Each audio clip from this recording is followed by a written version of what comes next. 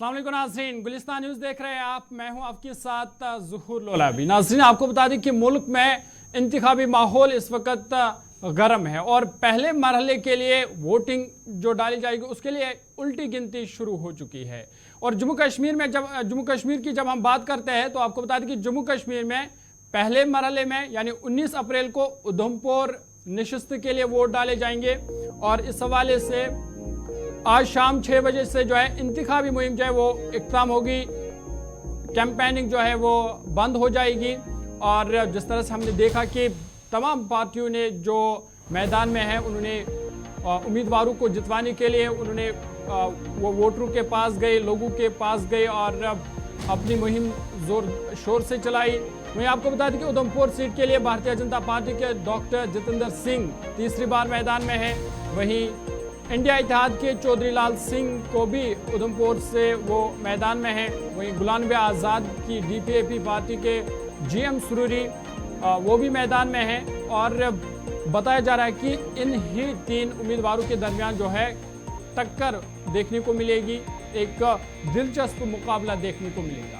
वहीं आपको बता दें कि इस इंतखाबात में कई मुद्दे जो है वो सरगर्म रहे। दफा 370 के हवाले से बात हुई। जिस तरह से हमने देखा कि स्टार कैंपेनर्स चाहे वो भारतीय जनता पार्टी के हो या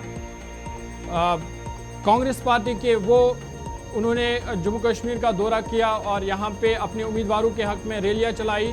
और वहाँ पे जो सबसे ज़्यादा ज़ेर बहस मुद्दा रहा वो दफ़ा 370 का था। और उसके बाद बेरोज़गारी और महंगाई पर भी जो है चर्चा हुई। जिस तरह से कांग्रेस के स्टार कैंपेनर्स चाहे वो राज बब्बर हो या कल जो थे सचिन पायलट, वो भी जम्मू के दौरे पर थे और उन्होंने कहीं ना कहीं ज़ात पात के मसाइल को मुद्दा उन्होंने उठाया कि उन्होंने भारतीय जनता पार्टी पर इल्ज़ाम लगाया कि भारतीय जनता पार्टी मजहब के नाम पर सियासत कर रही है। वही महंगाई और बेरोज़गारी का मुद्दा भी इस दौरान उठा। तो कई अहम मुद्दे हैं जो इस बार जो मुख्तलिफ उम्मीदवार है वो मुद्दे लेकर जनता के पास गए। ताहम अब जनता का फैसला क्या होगा ये देखने वाली बात होगी। और 19 अप्रैल पर सबकी नजरें होंगी जब उधमपुर में लोकसभा चुनाव के लिए वोट डाले जाएंगे। वहीं आपको बता दें कि इंतखाबी मुहिम आज शाम बंद हो जाएगी और उसके बाद जो है 19 अप्रैल का सबको इंतजार रहेगा जब लोग जो है अपने उम्मीदवार के हक में वोट डालने जाएंगे। JFX के जरिए आपको एक एक करके जो उधमपुर की नशिस्त है इसका खाका आपके सामने रखते हैं, एक एक पॉइंट आपके सामने रखते हैं कि JFX आपके सामने है कि आज शाम से जो है इंतखाबी मुहिम जो है वो बंद हो जाएगी और जो कैंपेनिंग है वो बंद हो जाएंगी। और जिस तरह से हमने देखा कि लगातार पिछले दिनों से जो चाहे वो भारतीय जनता पार्टी हो, DPAP हो या दीगर पार्टियां हो, वो लोगों के पास गए और उन्होंने अपनी बात लोगों के सामने रखी। ताहम आज शाम जो है इंतखाबी मुहिम यानी कैंपेनिंग जो है वो बंद हो जाएगी। वहीं आपको बता दें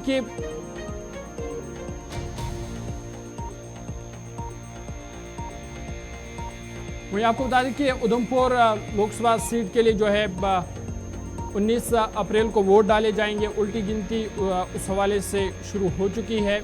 और उसके बाद उधमपुर लोकसभा नशिस्त के लिए करीबन 14 उम्मीदवार मैदान में हैं, जिनमें डॉक्टर जितेंद्र सिंह तीसरी बार लगातार भारतीय जनता पार्टी के उम्मीदवार है। वहीं इंडिया गठबंधन के चौधरी लाल सिंह है, DPAP की GM सुरूरी, और उसके अलावा करीबन 14 उम्मीदवार है जो मैदान में है। साथ ही साथ डॉक्टर जितेंद्र सिंह, चौधरी लाल सिंह और GM सुरूरी, ये बताया जा रहा है कि इन्हीं तीनों के दरमियान सख्त मुकाबला देखने को मिलेगा।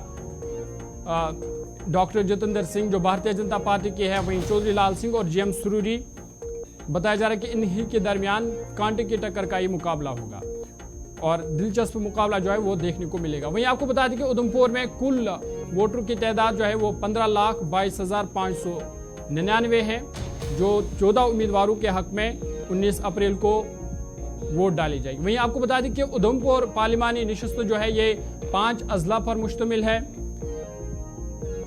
जिनमें किश्तवाड़ है, डोडा है, रामबन, उधमपुर, कठुआ अजला शामिल है। और इन 5 अजला में जो है ये उधमपुर पार्लिमानी नशिस्त मुश्तमिल है। और यहाँ के लोग जो है कल यानी परसों जो है 19 अप्रैल को अपने उम्मीदवारों के हक में वोट डाले जाएंगे। वहीं आपको बता दें कि भारतीय जनता पार्टी के डॉक्टर जितेंद्र सिंह तीसरी बार मैदान में हैं और लगातार 2019 में भी उन्होंने भारी अक्सरियत से जीत हासिल की। वहीं अब उन्हें फिर से भारतीय जनता पार्टी ने मैदान में उतारा है।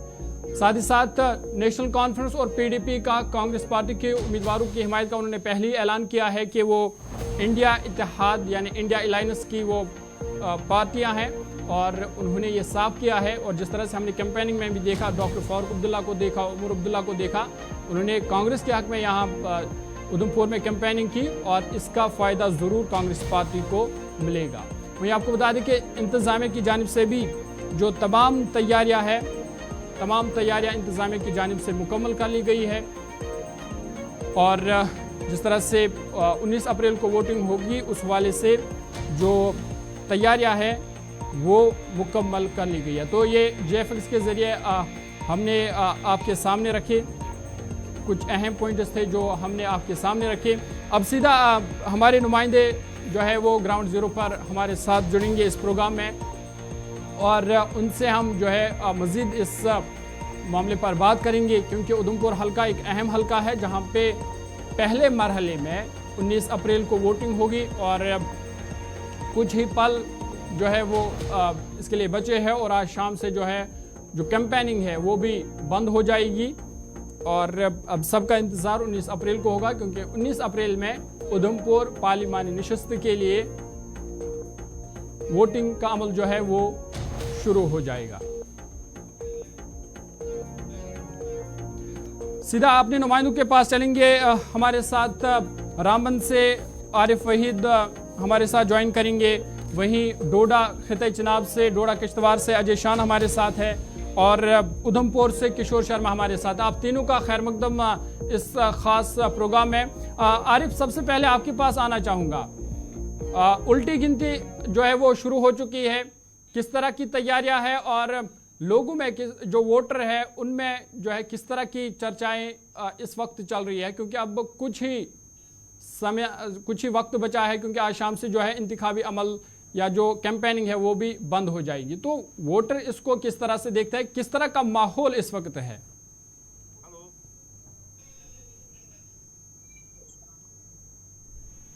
आरिफ, आप तक मेरी आवाज आ रही है? चलिए, किशोर भी हमारे साथ है, किशोर के पास जाना चाहूंगा। किशोर, आप तक मेरी आवाज आ रही है?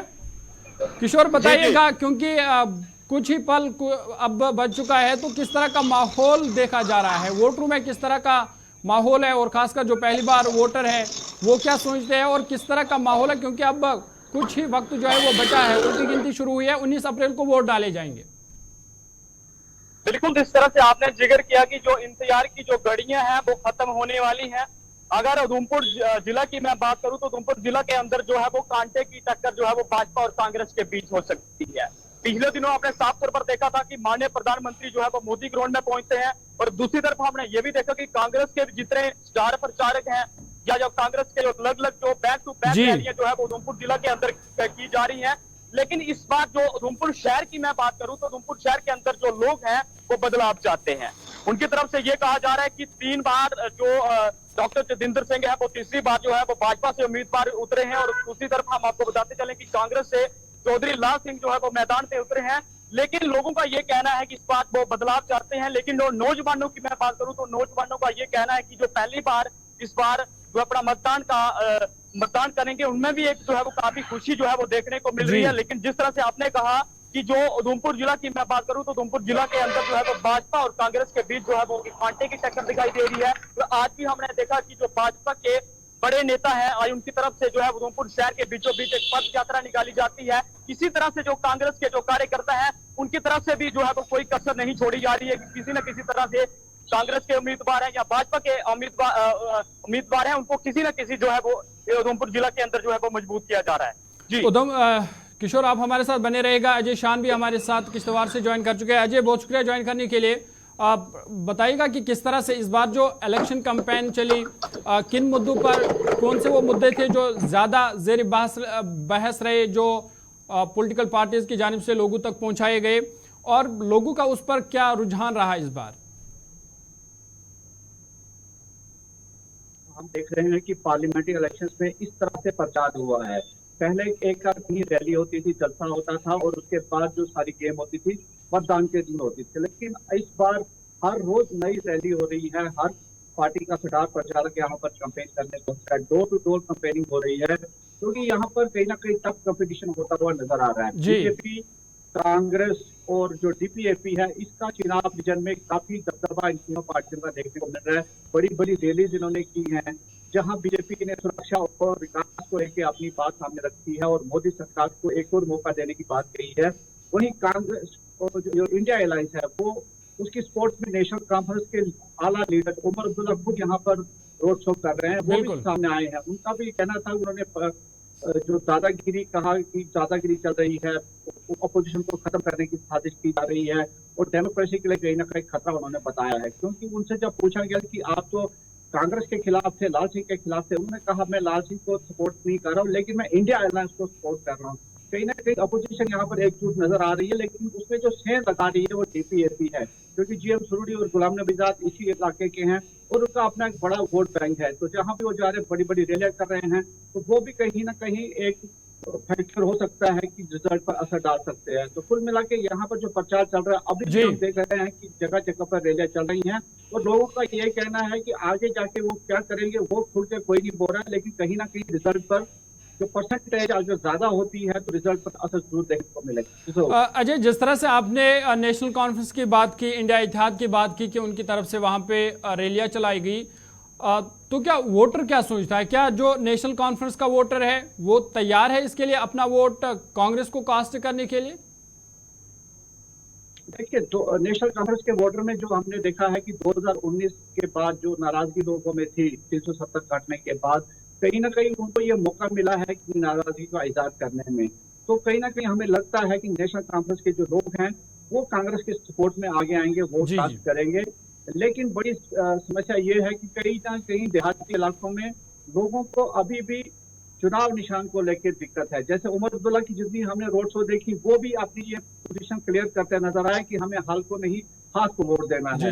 उसी तरह से जो जीएम सुरूरी पर कांग्रेस के थे, आज उनका चुनाव निशान पार्टी है, तो उनके लिए भी कहीं ना कहीं ये जो सिंबल है वो एक चुनौती बना हुआ है। तो लेकिन बीजेपी की जो मोबिलाइजेशन है वो अब हम देख रहे हैं कि डोर टू डोर उनकी कैंपेनिंग चल रही है, अंडर करंट उनकी काफी कैंपेनिंग चलती है। तो कभी न कहीं काफी इंटरेस्टिंग मुकाबला इस रीजन में भी होने वाला है। बिल्कुल, अब हमारे साथ बने रहेगा। आरिफ भी हमारे साथ है। आरिफ, जिस तरह से हमने देखा कि कैंपेनिंग जोरों शोर से चली, भारतीय जनता पार्टी की तरफ से भी, कांग्रेस के भी, और इंडिया इत्तेहाद और फिर डीपीएपी की, फर्क क्या देखने को मिला? अगर हम माजी की बात करें, 2019 की या आज की बात करें, तो इस बार क्या डिफरेंस आपको देखने को मिला ग्राउंड जीरो पर? बिल्कुल ज़हूर, मैं बताने की कोशिश करूंगा कि जिस तरह से चुनावी दंगल, जिस तरह से अजय बता रहे थे कि अगर चुनावी इस दंगल की बात करें तो आज इसका आखिरी दिन है। बिल्कुल। और डोडा उधमपुर इस पार्लिमानी निशस्त को जब हम देखते हैं, जब रैलीज को हम देखते हैं या जो बयानबाजी देख रहे हैं, तो उसमें कहीं ना कहीं पे जो लोगों की पार्टिसिपेशन है वो एक बड़ा फैक्टर जो है वो माना जा सकता है। क्योंकि जहां पर भारतीय जनता पार्टी ये मान के चल रही है कि इस बार जितेंद्र सिंह जो है वो हैट्रिक की तरफ जाए, लेकिन वहीं पे अगर देखें तो कांग्रेस भी जो है यहाँ पर मैदान में एड़ी चोटी का जोर लगा रहे हैं। अगर आज ही की बात मैं करूं, कल जिस तरह से डीपीएपी का एक बड़ा जलसा था और आज आखिरी चुनाव का जो आखिरी मतलब ये दिन है, इसमें कांग्रेस की एक बड़ी विशाल रैली जो है आज बानीहाल में देखने को मिली। और उसमें कहीं ना कहीं पे मैं बताने की कोशिश करूंगा कि जहां पर चौधरी लाल सिंह ने सिर्फ 5 मिनट के अंदर अंदर जो है अपनी स्पीच को मुकम्मल किया चॉपर के जरिए आगे, वहीं पे अगर मैं बताने की कोशिश करूंगा कि चुनाव रैली की बात करें तो आज जो बनिहाल के अंदर ये रैली थी, ये कहीं ना कहीं पे एक संदेश जरूर है कि कांटे का मुकाबला जो है डोडा उधमपुर इस कोठवा निशस्त के लिए जो है वो माना जा सकता है। जहां खड़ी के अंदर भी कल ये मैं जरूर बताने की कोशिश करूंगा कि बीजेपी, डीपीएपी और कांग्रेस ये 3 जमातें हैं, लेकिन कहीं ना कहीं पे जब हम देखते हैं कि चुनावी टक्कर में कांग्रेस और बीजेपी दोनों बिल्कुल आमने सामने जो है वो दिखते हुए नजर आ रहे हैं। जिस तरह से आज अगर देखें तो आज लोगों का भी एक बहुत बड़ी तादाद जो है बनिहाल के अंदर, जो हाईवे के साथ में एक साइड पे एक जलसा किया गया, तो उसमें पार्टिसिपेशन को देखकर जो है कहीं ना कहीं पे ये लगता है कि ये जिस तरह से मैंने पहले से ही कहा कि ये चुनावी जो सीट है ये काफी ज्यादा हसास है, और इसीलिए जो है यहाँ पर हर पार्टी के जो लोग हैं अपने अपने मोहल्लों के अंदर इस तरह से रूरल एरियाज में जाके जो है, चाहे बीजेपी हो कांग्रेस हो, तो कम्युनिकेट करने की कोशिश करते हैं कि एक भी वोट कहीं पे जो है वो जाया नहीं होना चाहिए, और यही डेमोक्रेसी की एक बड़ी खूबसूरती होती है। जरूर बिल्कुल आरिफ, जिस तरह से हमने इस इंतखाबी रैली में देखा कि बयानबाजियां भी होती रही और रसाना मामले को भी उसको खींचा गया कि बताया गया कि जो लोग एक दूसरे के खिलाफ थे वो अब एक दूसरे के साथी बन गए, तो उस मामले का इस इंतखाबात पर क्या असर पड़ेगा? जरूर, देखिए मैं आपको बताने की कोशिश करूंगा कि ये बात भी सही है कि जो रसाना मामला हुआ तो उसमें कई लोगों को उस समय बड़ी तकलीफ हुई, क्योंकि अगर देखें तो वोट जो है वो उसको एक निगाह से देखा जाता है, और जहाँ पे कहीं ये मामला हुआ था रसाना केस, तो उसको भी लोग जो है उस तरह से देखते हैं। लेकिन कहीं ना कहीं पे अगर हम इन चीजों को देखें तो फिलहाल लोग अगर चौधरी लाल सिंह की बात करें तो उसमें जो है लोगों की एक बड़ी नाराजगी जो है उस समय देखने को मिली थी जब कुशवाहा का मामला हुआ था। लेकिन दूसरी तरफ से जब हम ओवरऑल इसको देखते हैं, जो पॉलिटिकल एनालिस्ट है या जो चुनावी इस माहौल में हिस्सा लेने वाले, उनका मानना है कि ये मुल्की सतह पे कांग्रेस वर्सेस बीजेपी है, और इन मामलों को जो है ज्यादा वो इस चीज पर अलबत्ता जो अपोजिट पार्टी के लोग हैं वो रसाना मामले को उठाते हैं। लेकिन कहीं ना कहीं पे मैं बताने की कोशिश करूंगा कि उस समय चौधरी लाल सिंह पर इल्जामात लगाए गए थे कि तिरंगा रैली जो है उन लोगों को बचाने के लिए उसने ये की, लेकिन वोट जो है ये एक इंसान का एक ज़मीर होता है। अब उसका कितना इम्पैक्ट पड़ेगा ये 19 तारीख को जब चुनाव होंगे तो उसके बाद ही जो है इस चीज का पता लगेगा कि कहां से जो है कितना वोट दे रहा है। अजय, आपके पास आना चाहूंगा। जिस तरह से आप बता रहे थे कि भारतीय जनता पार्टी एक तरफ और दूसरी तरफ इंडिया इत्तेहाद है, लेकिन हम देख रहे हैं कि डेमोक्रेटिक प्रोग्रेसिव आज़ाद पार्टी के भी हमने बड़े बड़े जलसे देखे, खिते चिनाब में भी और रामबन में भी, फिर उधमपुर में भी। तो क्या ये माना जाए कि सिर्फ बीजेपी और कांग्रेस के दरमियान ही टक्कर है, या जो डीपीएपी है उसका भी एक बड़ा फैक्टर है, वो भी एक अच्छा मुकाबला देखने को मिलेगा, एक अच्छी टक्कर देगा डीपीएपी? देखिए, जहां तक डीपीएपी का सवाल है तो वह एक कुछ एरियाज तक ही लिमिटेड रह गई है। जैसे आरिफ ने कहा कि जो अंडर करंट चल रहा है, कहीं ना कहीं एंटी बीजेपी वोट एक सेक्शन देने वाला है।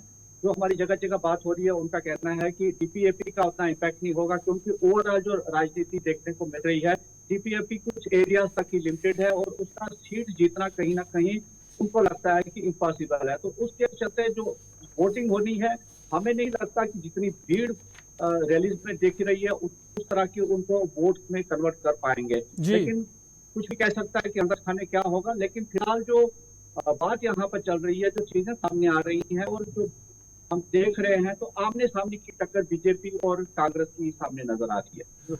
अजय, जब हम किश्तवाड़ या खिता चिनाब की बात करते हैं तो जो हाइड्रोलिक पावर प्रोजेक्ट है वो भी सामने आ रहा है कि उसकी वजह से जो है कई नौजवानों को रोज़गार मिला, और इस पर भी जो बातें चलती रही इस इंतखाबी दंगल में, या जब हम टूरिज़्म की बात करते हैं किश्तवाड़ की, उस पर भी जो है वो भी सरगर्म रहा।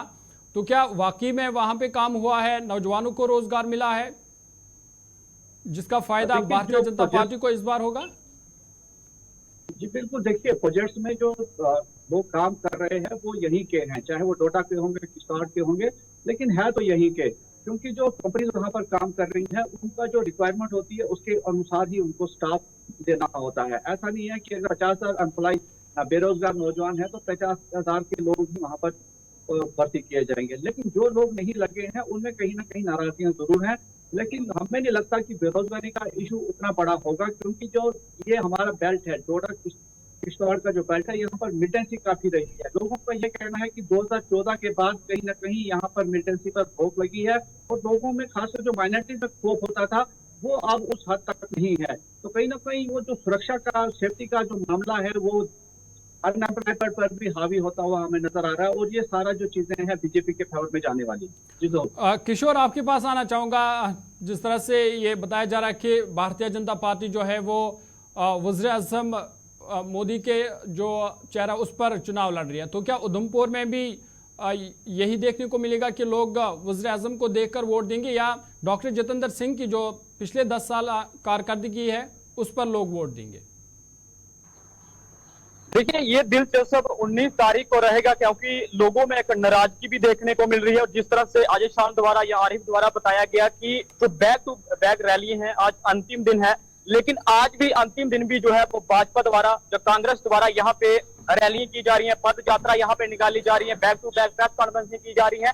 लेकिन जिस तरह से एक जो मुद्दा है वो उधमपुर जिला का इसलिए है कि देवता नगरी की बात की थी जी, उसको लेकर जो शहरदारी है उनमें जो है वो काफी नाराजगी दिखाई दे रही है। अगर आप दूर दराज इलाकों की मैं बात करूं तो दूर दराज के इलाकों में जो काफी जो जिस तरह से माननीय प्रधानमंत्री मोदी ग्राउंड पहुंचे थे, उसको लेकर जो लोग हैं उनमें काफी खुशी देखने को मिली। उनकी तरफ से ये कहा गया कि 2014 के अंदर भी जब भी डॉक्टर जितेंद्र सिंह दूसरी बार जो उम्मीदवार खड़े थे, तो उसके बाद भी यहाँ पे माननीय प्रधानमंत्री पहुंचे थे। अब तीसरी बार वो उनके लिए यहाँ पे पहुंचे हैं, लेकिन एक काफी जुनून जो है वो जो गांव के जो दूर-दराज इलाकों के जो लोग हैं उनमें देखने को मिल रहा है। लेकिन अब ये दिलचस्प रहेगा क्योंकि जिस तरह से 19 तारीख का इंतजार जो है वो हर किसी को रहेगा, कितना प्रतिशत जो वोटर है वो बाहर निकलता है। आज भी हमने देखा कि जिस तरह से अलग-अलग जिलों, उधमपुर जिला की मैं बात करूं, जो डूडू बसंतगढ़ का इलाका है, वहां पे जो है वो पोलिंग जो लोग हैं वहां पे जो आज के दिन जो है वो रवाना कर दिए गए हैं। 200 करीब 654 के करीब जो है वो उधमपुर जिला के अंदर पोलिंग स्टेशन बनाए गए हैं, जिसमें पूरी तरह से आज हमने जो इलेक्शन ऑफिसर से उनसे बात की तो उनकी तरफ से ये कहा गया कि पूरी तरह से जो है वो तैयारियां कर ली गई हैं। जो दूर दराज इलाकों के जो पोलिंग पार्टी हैं उनको आज के दिन जो है वो रवाना कर दिया गया है। लेकिन अब ये 19 तारीख को पूरी तरह से दिलचस्प रहेगा कि कितने जो लोग हैं वो बाहर निकलते हैं, किस तरह से जो वोटिंग वो है वो उधमपुर जिला के अंदर दूर दराज इलाकों के अंदर होती है। जी, तो जो फारफलंग इलाके में लोग रहते हैं उनका जो पोलिंग स्टेशन है कितने डिस्टेंस पर है और उनके लिए क्या सहूलियात रखी गई है ताकि वो वक्त पर और आसानी से अपना वोट कास्ट करें? देखिए, इस बार काफी जो है वो बदलाव जिला प्रशासन की तरफ से किए गए हैं। जिस तरह से हमने ये देखा कि जो 80 साल के वर्ष के जो बुजुर्ग हैं उनके लिए जो है वो फॉर्म वोटिंग करवाई गई। उसके साथ साथ हमने जब आज हम जिला प्रशासन से अधिकारियों से बात की तो उनकी तरफ से ये कहा गया कि जितने भी दिव्यांग लोग हैं या बुजुर्ग लोग हैं उनके लिए अलग से जो है वो अलग अलग जिला, जो उधमपुर जिला के अंदर जितने भी तहसील चनैनी की बात करूं, तहसील रामनगर की मैं बात करूं, तो वहां पे जो है वो अलग अलग जो पोलिंग पार्टियां हैं आज के दिन डूडू बसंतगढ़ के लिए 11 के करीब पोलिंग पार्टियां जो है वो उन इलाकों के अंदर पहुंची हैं, क्योंकि वहां पे 1 से 2 दिन वहां पे उन इलाकों के लिए लगता है। लेकिन पूरी तरह से जो जिला प्रशासन की बात करूं तो उनकी तरफ से जो तैयारियां हैं वो मुकम्मल कर ली गई हैं। और जिस तरह से ये बताया जा रहा है कि जो लेडीज के लिए अलग से वहां पे जो महिला इस बार जो है वो पुलिस स्टेशनों पे जो है वो खड़ी की गई है, किसी प्रकार की जो है वो दिक्कत ना आए, पानी की जो शौचालय की दिक्कत ना आए, इस तरह के लिए जो है वो पूरी तरह से जिला प्रशासन द्वारा पुलिस स्टेशन जो है वो तैयारियां की गई हैं। जी अजय, आपके पास आना चाहूंगा। जिस तरह से हमने देखा कि भारतीय जनता पार्टी की जानिब से, मरकजी हुकूमत की जानिब से इस बार कई लोगों को रिजर्वेशन मिली, जो SC का दर्जा जो है वो उनको मिला, और किश्तवाड़ में भी कई ऐसे कास्ट है जिनको रिजर्वेशन मिली। तो क्या ये माना जाए कि उसका एक बड़ा फायदा भारतीय जनता पार्टी को इस इंतखाबात में मिलने वाला है? जिसको देखिए, जो किश्तवाड़ का जो बॉर्डर इलाका है करीब 18,000 वोट उस इलाके का है, उसको ST का स्टेटस पूरे उस रीजन को दे दिया गया है। कहीं ना कहीं बीजेपी उस पर कंसंट्रेट कर रही है और उसका लाभ जरूर होने वाला है, क्योंकि कल जब अनुराग ठाकुर ने वहां पर बॉर्डर में जाके में रैली की तो जो स्टैंड वहां पर उमड़ी थी तो वो उसी ST स्टेटस को लेकर ही थी कि उसको भुनाने की कोशिश बीजेपी कर रही थी। तो वो ऑलरेडी वहां पर बीजेपी का वोट बैंक है, लेकिन उसमें कितना इजाफा होगा वो देखने वाली बात होगी, क्योंकि कल ही वहां पर उमर उद्दौला की भी रैली हुई है, उसमें भी कई लोग शामिल हुए थे। तो कहना अभी मुश्किल है कि किस चीज का लाभ ज्यादा होगा, क्योंकि रिजल्टमेंट एंटी इनकम्बेंसी फैक्टर भी है जैसे किशोर ने कहा, लेकिन प्रयास ये किए जा रहे हैं कि जो वोटिंग परसेंटेज है उसको बढ़ाया जाए, चाहे वो कांग्रेस की बात हो या DPAP की बात हो या बीजेपी की। सबके सामने ये चैलेंज है कि वो अपने वोटर्स को 19 तारीख को अपना मतदान के लिए वहां पर पहुंचाए। तो ये सारा जो आंकड़ा सामने आएगा इस पर सारा दारोमदार होने वाला है। तो जो किश्तवाड़ के जो ऊपरी इलाके हैं जहाँ पे जो रास्ता है वो मुश्किल होता है, तो उन लोगों को उनके लिए क्या सहूलियात है ताकि वो पोलिंग स्टेशन पर वक्त पर पहुंचे, अपना वोट कास्ट करे? उनके लिए क्या सहूलियात इंतजाम की जानिब से रखी गई है? देखिए, 405 total polling station Kishtwar district में बनाए गए हैं। और जो दूर दराज के इलाके हैं वहां पर 12 तारीख से ही पोलिंग अमला जो है तैनात कर दिया गया था, क्योंकि मौसम भी खराब था और काफी दूर दराज इलाके हैं, तो वहाँ के लोगों के लिए हालांकि सड़कें तो वहाँ पर नहीं है, लेकिन जो टाइमिंग रखी गई है उसके मुताबिक उनको एक अच्छा टाइम मिलेगा कि वो वोट कास्ट करने वहां पर पहुंचे। लेकिन जो अमला है ये इंश्योर किया गया है कि सारा मटेरियल वहां पर पहुंचे, तो वो पूरी तैयारियां वहां पर कर दी गई हैं। आज भी हेलीकॉप्टर से जो पोलिंग अमला है दूर दराज इलाकों के लिए रवाना किया गया है, लेकिन जो पहाड़ी इलाके हैं वहां पर गाड़ियों के प्रबंध नहीं हो सकते, इसलिए जो पार्टी के वर्कर हैं वही कोशिश कर रहे हैं कि ज्यादा से ज्यादा वोटर जो है उस दिन मतदान करने वहां पर पहुंचे। आरिफ, जिस तरह से आरिफ हमने देखा कि इस बार जो चुनावी रैलियां थी उसमें जो मरकजी सरकार की स्कीमें हैं उस पर चर्चा हुई। वो जब भी हमने भारतीय जनता पार्टी के जो जलसे देखे तो वहां पर जो स्कीमें उनकी बात हुई, तो क्या ग्राउंड जीरो पर भी लोग क्या सोचते हैं इन स्कीमों के बारे में? लोगों को क्या वाकई में फायदा पहुंचा है और इसका इंतखाबात पर क्या असर पड़ेगा? चुनावी जिस तरह से बीजेपी भी जो है अपनी स्कीमों को गिना रहे हैं, लेकिन कहीं ना कहीं पे अगर हम देखें तो यहाँ पर हर पॉलिटिकल पार्टी जिस तरह से बीजेपी एक तरफ से जो है अपने चुनावी प्रचार में इन स्कीमों को लेकर जो है लोगों तक ये मैसेज देने की कोशिश करते हैं कि किस तरह का फायदा जो है प्रधानमंत्री की जानिब से। लेकिन वहीं पे कांग्रेस की जानिब से जिस तरह मैंने कहा कि आज भी जो बनिहाल के अंदर जो कांग्रेस की एक जो विशाल रैली थी, तो उसमें इमरान प्रतापगढ़ी जो कि एक मशहूर मतलब ये एक लीडर भी है, एक कवि भी है, तो उन्होंने भी जो है तंज़िया अंदाज में आज यहाँ बनिहाल के अंदर एक विशाल रैली में जो है इन चीजों का जिक्र किया। कहीं ना कहीं पे जहाँ पे बीजेपी अपनी उपलब्धियां गिनाने की कोशिश में है, वहीं पे कांग्रेस के लीडर ने भी जो है इसका जो है तंजिया अंदाज में कहा कि यहाँ पर बिल्कुल वो भी दावा कर रहे हैं कि जो प्रोजेक्ट्स है इनकी संग बुनियाद कांग्रेस की जानिब से रखी गई थी। बहुत बहुत शुक्रिया आप तीनों का। आरिफ वहीद आपका भी शुक्रिया, अजय शान आपका भी, और किशोर आपका भी शुक्रिया। और आपको बता दें कि नाजरीन लोकसभा इंतखाबात के हवाले से उल्टी गिनती शुरू हुई है। उधमपुर पार्लिमानी नशस्त के लिए पहले मरहले में 19 अप्रैल को वोट डाले जाएंगे और आज शाम से इंतखाबी मुहिम जो है वो भी, इंतखाबी कैंपेन जो है वो भी बंद कर दी जाएगी। ताहम सबकी नजरें अब 19 अप्रैल पर होंगे और इधर इंतजामिया की जानिब से भी तमाम तैयारियां मुकम्मल कर ली गई है। बहुत बहुत शुक्रिया आपका गुलिस्तान न्यूज़ देखने के लिए। मज़ीद खबर अपडेट्स के लिए आप बने रहे हमारे साथ। मुझे दीजिए इजाज़त। अल्लाह हाफ़िज़।